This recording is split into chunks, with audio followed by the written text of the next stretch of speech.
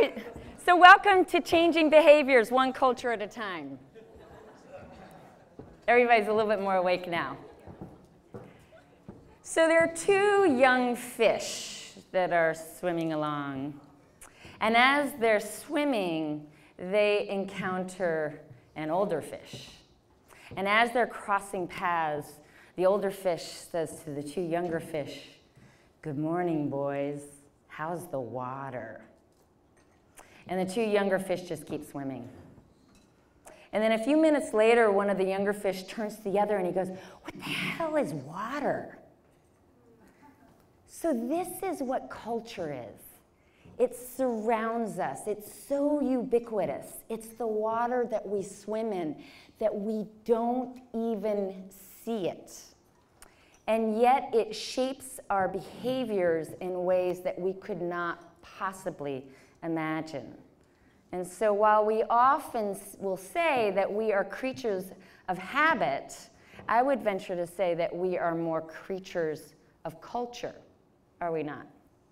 And so if we really want to start changing behaviors, what we're going to be talking about today is about how we can start moving from a paradigm in which we're going after the individual so much, trying to change behaviors one individual at a time, to instead consider changing behaviors one culture at a time.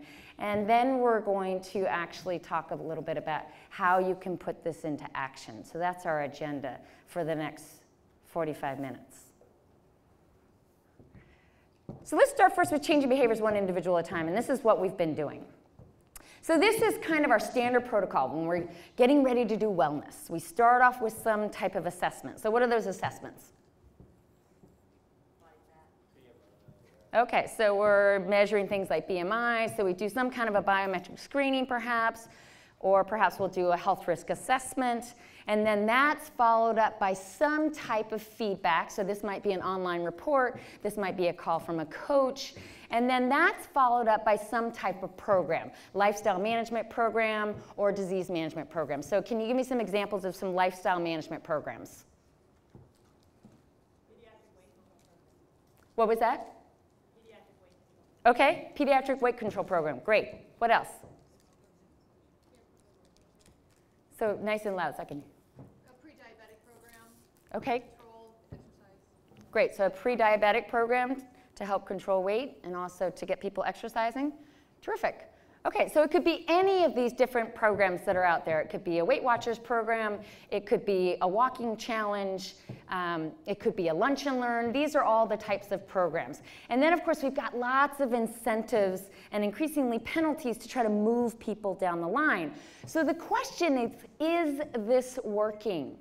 Is this paradigm that we're operating under right now, is this working? And as I was saying before, this is a paradigm where we're still primarily going after the individual. Is this working? So let's take a look at this. So of course we've got these great success stories like Johnson & Johnson, which of course saved over $250 million in about a 10-year period. And this has been an inspiration to one worksite wellness program after another. But I don't know if you're seeing this, but these are the kinds of results that I'm seeing a lot of times with the organizations that we've worked with. So here's one organization, and they asked, did you participate in any of the wellness programs? And as you can see here, most people didn't. And then they asked the question, have you visited the company wellness page? Less than a quarter have actually visited it, and almost half are asking, where is the wellness page? And if we go back to the RAND report, which is, as you all know, the largest study to date on the impact of worksite wellness, what we're seeing is that this first phase right here, the assessment phase, we're getting about 46% who are participating in this, and this is with incentives. But by the time we get down to the actual program, now we're down to about a fifth of the people who originally participated in the assessment, so we're about 9% who are actually participating in these programs. This is according to RAND, and keep in mind that this varies a lot from one company to another. So this is the average, but of course we know that there are some companies that are getting much, much higher participation rates. But what we do know is that we do need to increase those participation rates to a higher level than where they're at right now. So what we're going to be talking about today is really focusing on this piece of participation and how can we start to not only get people participating, but to get them really engaged. And again, this is about considering the idea of moving from the focus on the individual to focusing more on changing behaviors one culture at a time. So what we've learned the hard way, unlike the field of dreams, if you build it, they will not necessarily come. So the question is why? Why haven't we had better success? So there's lots of reasons, but I would venture to say that there are 5 reasons. One is awareness is not enough. I was going to get up early to go for a run this morning, but my toes voted against me 10-1. This is what we're all up against, personally and also with the people that we're trying to reach. Number 2, the deficit model sucks. You have this rare condition called good health. Frankly, I'm not sure how to treat it. So we've been overly focused on physical risk factors, and we know that health and well-being really goes way beyond those physical risk factors. And if you haven't already checked her out, one person to check out is Alexandra Drain, and she's been doing all this research into what she calls the unmentionables that really matter to our health and well-being. And one of those unmentionables is how often we're having sex and how satisfying that is. That's not something that we're talking about, but it actually really matters to our health. Another unmentionable are our bank statements. Are they stressing us out? Another unmentionable is how much stress we're feeling at work. Another unmentionable is caring for others. And another unmentionable is relationship difficulties. So these are the types of things we know that really determine our health and well-being. And we also know that those are the kinds of things that are really front and center for a lot of the people that we're trying to meet. Physical health for a lot of the people we're trying to reach is something that's far off, and people aren't as invested in that. So we really need to start to expand what we define as health and well-being. Number 3, the good dog, bad dog approach is limited. So using incentives and penalties, while they may get people in the door, we know that in order for people to sustain a change, they must be intrinsically motivated. And what we also know with the use of incentives is that unfortunately these can lead to a number of unintended consequences. So one of my favorite examples of this, I was at a dinner party, and this friend of mine who's really active, she's a skier and she's a mountain bike rider and she's running all the time, and this is all she does on her off time. And she was talking with her friend about how her company had just gotten these pedometers. So they got these pedometers and they had incentives to get people to get their 10,000 steps a day. And I overheard her saying to her friend, you know, if you take that pedometer and you put it on top of a dryer, you can rack up all kinds of steps. So once you introduce those incentives, we're human, and we can't help but game the system. And the focus starts to shift to the reward or avoiding the penalty and away from the activity itself. And there's a lot of evidence to suggest that when you introduce incentives, that it can start to diminish the intrinsic motivation. And what we do all agree upon is the fact that we must be intrinsically motivated to sustain it. So intrinsic motivation, we know that the keys to this are tapping into every single person's need for competency, autonomy, relatedness, or being in connection with others, and feeling a sense of purpose. And so in thinking about building our wellness programs, we really need to start moving away from those incentives and penalties and instead thinking about how we can connect with these things that really matter. We all have a need to feel a sense of mastery. We all have a need to change and make decisions on our own terms. We all have a need to belong, to be in connection with one another, and we all have a need for purpose. The fourth is that we've put too much burden on the individual.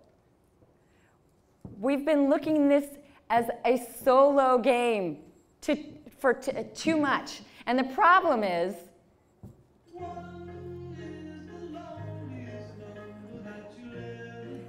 and we are social beings, so we want to So this is the stuff that we need to be thinking about when we're developing these wellness programs. But the larger reason is that we cannot continue to blame the individual. Like, for example, when we talk about this idea of personal responsibility. Is wellness really about personal responsibility? So getting back to your point about making the healthy choice the easy choice. So the key to wellness is to accept personal responsibility for your health and well-being. So if we just look at physical activity, is this really about personal responsibility, or is this more about the sedentary environment that we have collectively created? An environment that is much more conducive to our cars than it is conducive to us being physically active. And if we also think about all of the labor-saving devices that we have collectively introduced into our society, all of these representing a lost opportunity to move. Is this really about personal responsibility, or is this more about the culture we have collectively created? So again, if we want to change those behaviors, let's start going after the culture as opposed to going after the individual. Or think about it. What's the first thing that we say when somebody comes into our home or our office? Have a seat. And what's the first thing that we're teaching our children in school? Sit and be still. And the problem is all of us have learned to do it way too well. Again, not because of personal choice, but because of the collective culture. So for years, your teachers kept telling you to settle down and sit still. You can stop now. Okay, so what we're really doing is we're missing the larger picture. And this is why I think it's so important that we have to change the conversation to really looking at the culture and the environment more. So that's exactly what we're going to be talking about. So number 5, we can never get people to change. And this is a hard thing, I think, for a lot of us to come to terms with. And for anybody who has a teenager, I used to be a high school teacher, and I learned the hard way. You can never get a teenager to change, right? You can only create the conditions in which they are more likely to motivate themselves. And that's where the conversation really comes to this idea of changing behaviors one culture at a time, which is exactly what we're going to talk about. So the question is, what is culture? It's this amorphous thing. What is it? So it's the people, it's the vision, the mission, the values, it's the feeling you get when you walk into that organization. It's the sum of the interactions, it's the touch points, it's the way we do things, it's the leaders, it's the stories that people tell about the places that they work. It's the water we swim in. So these are companies, these are some examples of companies that are really getting culture and understanding the value of investing in culture. And I also know, particularly in a room like this here in California, I would venture to say that every single one of the organizations represented here today also get culture. And I think that part of our challenge in the roles that we're in is to try to make a better connection between the wellness programs that we're building and the culture that's already there, and really leveraging that. But these are some examples: Patagonia, Container Store, 3M, Southwest Airlines, Zappa, Joie de Vivre, that really get the value of investing in those intangibles. So at Southwest Airlines, for example, you have the freedom to be creative, to dress casually, and to have fun on the job. And when I say fun, I mean fun. But you will also not get that level of employee loyalty at United Airlines the way you will at Southwest Airlines. Consistently, over and over again, Southwest Airlines has outperformed their competitors, and one of the reasons why they have is because they have invested so heavily in culture. So another great example of a company that really gets culture is Patagonia. And I was really interested in finding out about, how does your culture support your wellness program? So I actually called them up and I asked to speak to the wellness manager. And the person who picked up, he kind of laughed and he said, we don't have a wellness manager. We don't have a wellness program. But I guess you can talk to Chipper Bro, who's our leadership guy, because he's probably the closest you're going to get to a wellness manager. So here, the philosophy is that the work can wait, but the weather can't. There is so much wellness and well-being that is embedded into the way work is done at Patagonia that there is no need for a wellness program. And isn't that ultimately what our goal is? That it is so embedded, it's a part of everything we do. We don't have to have a standalone wellness program. They even have a program there where you can take 6 months off, a sabbatical, and work at a nonprofit of your choice and come back and you'll have a job. So talking about not only the physical activity, people are surfing during lunch and running, but they're also getting the other elements of well-being, including community well-being. So what we know is that culture eats strategy for breakfast. This is the famous Peter Drucker quote here. And so you can have the best laid plans, the best wellness program in the world, but if you don't have a strong culture, guess what's going to happen? You're going to undermine that great program that you have in place. So let me give an example. This is a company that we worked with, and this is what I see far too often, the all too common mismatch between the wellness programming and the culture. So at this particular company, they had a really robust mental health programming. They had all kinds of offerings, stress management programs and mindfulness, all this great stuff.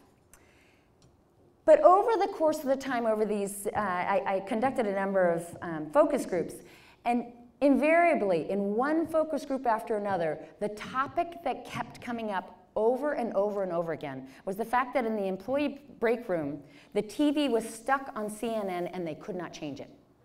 And they were pissed off and stressed out. So here you have this lack of employee autonomy, and we know that this is one of the biggest drivers of stress. So my question is, why don't you save your money on your mental health programming, and why don't you just let people choose the damn channel?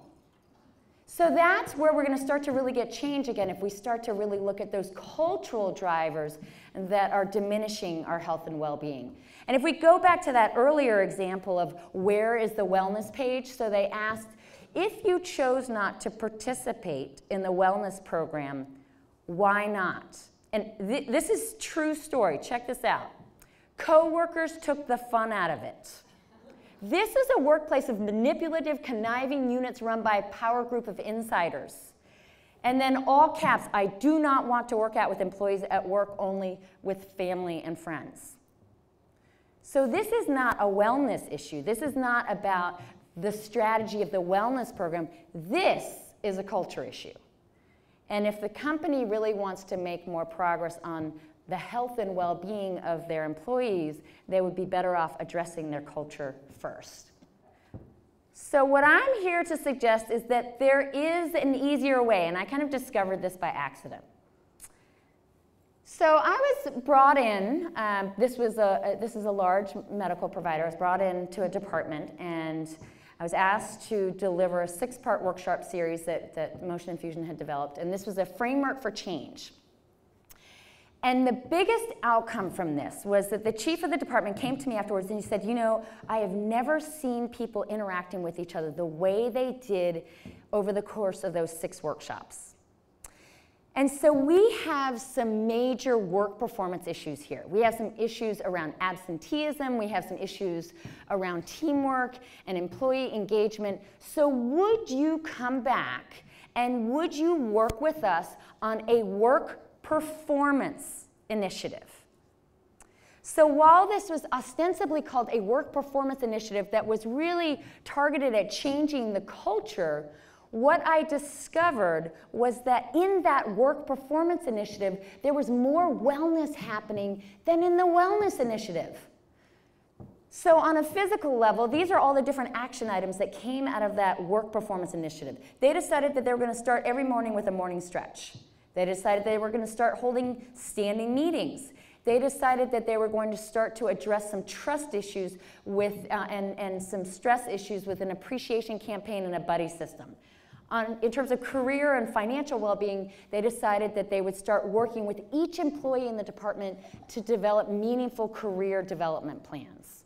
They also decided that they would increase the number of professional development workshops that they offered internally, and also providing more opportunities for their employees to go out externally. And then this was my favorite. Up to this point, it was the physicians who got to do personal projects, and nobody else did. And so after this initiative, everybody got to select their personal project to work on as well. So this was a huge wake-up call for me. So some of the barriers that we've been talking about are time and resources and buy-in from the decision makers, as well as engagement from the employees. Well, check it out. Look at the difference between the wellness initiative versus the work performance initiative, aka workplace learning and performance initiative. So a life well led, which was the wellness initiative, $3,000. The work performance initiative, $20,000. The wellness initiative, all voluntary time during lunchtime. The reception being nice to have you. The work performance initiative during work time, and the reception was, we need you. Huge difference. So I was so curious about this, and then I went to look at, okay, we're getting all this bad rap about how much money is going toward workplace wellness, are we not? People like Vic Khanna and Al Lewis are saying, this is a $6 billion industry, we're spending all this money. Look at this. Workplace learning and performance, $164 billion industry. And we look at the difference in terms of chief wellness officers. Not very many chief wellness officers, but the chief learning officer is standard. And this kind of workplace learning performance is happening during work time, whereas the worksite wellness is by and large happening off work time. So after this, I was like, well, what if we just did a Trojan horse? What if we start to just kind of sneak it in and just call it something else, like workplace learning and performance? Because it's the same stuff. But if we want to start getting more resources, if we want to start being taken more seriously, if we want to start getting more of that engagement, that meaningful engagement, and that senior leader buy-in and that management buy-in, why not just call it something else and then start to embed it in some of these other initiatives like safety training, leadership training, management training, team development, culture development, and onboarding. These are some of the top opportunities for embedding well-being, so we don't have to fight that battle anymore. And this is one of the things that I'm starting to do more and more in the work that I do. So for example, this is with Schindler Elevator Corporation, kind of an unlikely candidate for wellness. And they, the general manager of training had this great idea. I want to incorporate well-being into our leadership training. So this was 2 days. And these are, again, kind of unlikely guys to embrace wellness. But here we are over the course of the 2 days. So we started off, we had a lot of sitting less and standing more. We started off every morning, both mornings with a yoga session, and everybody participated. We did a little motion infusion in the office routine, and actually these are the guys themselves who are leading it, and we had a number of walking meetings. But this is the part that's really meaningful, is the perception of the value. But what's amazing to me about this Schindler example is that so often we're talking about the need for top-down support, which I totally agree with. But what's happened at Schindler is that they've really started a movement. And this started with the general manager of training. This was her idea. She reached out to me, and but again, this was her idea. She wanted to bring not just wellness, but well-being into the leadership training. And so again, really bringing it into more of a work performance initiative as opposed to something that is a wellness initiative. So really starting to get more at the culture as opposed to kind of bringing in an outside wellness program. But what's happened is that this movement is spreading. So we just recently did a part 2 of now coming back. These are all of the safety area managers for their annual training, and one whole day of that was dedicated toward the connection between safety and health, which they have not started making that transition yet. But not only safety and health, but also safety and well-being. Okay, so the benefits of addressing culture first. Number one is that it really shifts us away from this blaming the individual paradigm that we've been stuck in for too long. Number two, it helps to create that more of an alignment between the culture and our wellness and well-being efforts. It's a great way to increase senior leader buy-in. I can guarantee you that there are a lot more senior leaders who are buying into culture than there are senior leaders who are buying into wellness and well-being, in terms of wellness and well-being being more than just a program. It's also a great way to increase employee engagement. It's something, my experience is that employees take it much more seriously. And it's also a great way to increase the scope and perceived relevance. So these are just a few reasons why I really urge you to start taking this culture-first approach, this changing behaviors one culture at a time. Okay, so let's talk just really briefly about how you can start to apply this, how you can start to bring this back home. So what you want to have, first and foremost, is you want to have as your foundation strong culture first. So we talked a little bit about what strong culture is.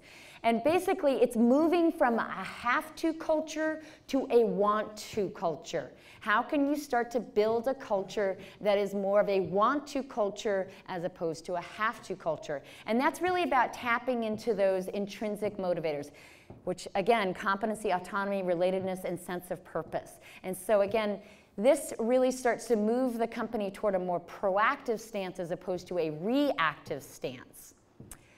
So the steps that I have used in building culture, and this is something that you can or cannot, up to you to use, but this is what I've found works. Number one is discovery. You start with assessments. And I would urge you to consider not only the quantitative, but the qualitative assessments as well. And we're going to talk about that in just a moment. Then ideation. So this is where you start brainstorming ideas. So you look at the results that you've gotten from this assessment, and then creating your learning lab to empower the people who are going to be really pushing this forward. And then after that, to take more of a launch and iterate type approach. And one key piece that I really learned is the importance of coaching. So you do the learning lab piece, and what I've found with a lot of the leaders when they're trying to execute on this, that they kind of start to stumble on that. So it's really, I kind of learned through my own mistakes that coaching piece is really important. So that's actually somebody that I've brought on board, is to bring on an executive coach to do the follow-up work on that. Okay, so in terms of assessing, I like to leverage Maslow. So thinking about how can we promote more peak experiences for employees in the context of the culture. So these are the types of questions that you can consider. So the basics, the functioning factor. Do employees have what they need to do their job? The basics. The next level is the fear factor, or the for real factor. Is there trust? Do employees trust their coworkers? Do they trust their boss? Do they trust their senior leaders? The next level is the fun factor. And research has shown that if you have a best friend at work, you are 7 times more likely to be highly engaged. So that camaraderie really matters. Then growth. Do employees have opportunities for career growth? Is the forward factor in place? And then finally, do employees have a deep sense of purpose and meaning in their work? Is there a sense of inspiration? So this is the fulfillment factor. So these are the types of things that you want to look at. But beyond that, you want to start to really collect the stories. And these are the qualitative assessments. So one of the things that I like to do as much as possible is not only have these surveys, but also to have conversations. And so one of the questions that I've asked is, you're king or queen of the universe. What's the first thing you would change here? And that's when people start crying. I also like to use images. So I ask people to identify which of these images best represents your day-to-day experience here. And this is the #1 image. I'm not kidding, that's been chosen. And talk about stories that come out. This is when you start getting the stories. Is when you start using creative techniques like this. Rather than just asking the question directly, use images to start to really get those conversations. So then after that, you want to move into brainstorming. I love Edward de Bono's 6 hats approach to brainstorming. And you can look it up and you can get all kinds of information about that. But it's a way to really move the conversation more quickly. And then thinking about how we learn is through trial and error. So in your empowerment phase, you're giving people lots of opportunities for practice and feedback, and then moving into the launch and iterate. So there's your template for building an awesome culture. Okay, so I want to just leave you with one final thought, which is that we can start to reframe wellness and well-being as being part of a social movement. And this is where it starts to get really powerful. People want to feel like they are part of a social movement. Go back, start your movement, because your people are waiting. So thank you all so much for being here today. It was great to be with you. I'll be around for the rest of the day. Thank you. Thank you.